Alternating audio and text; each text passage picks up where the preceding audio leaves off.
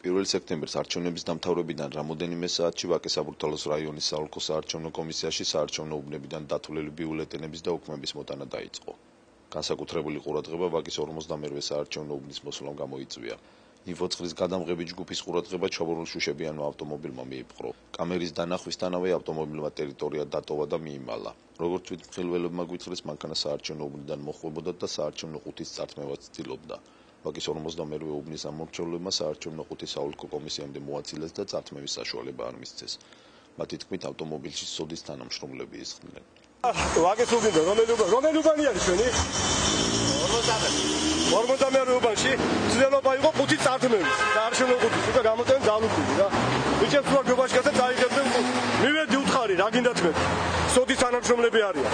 393 ვერცხლისფერი ასაკი Volkswagen.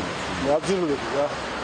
ესე იგი თქვენ რო არა ფაქტიურად მანქანა ყუთის წართმევა უდოდოთ რა შეიძლება.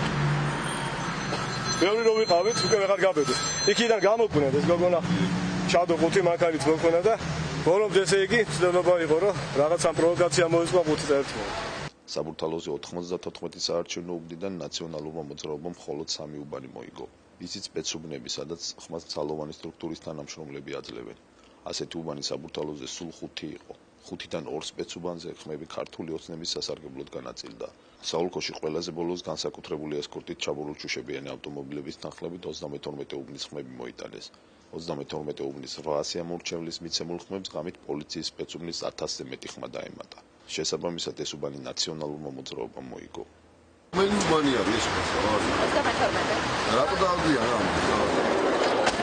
დახურულ უბანს ვიქნებ წვევს. დახურულ უბანს.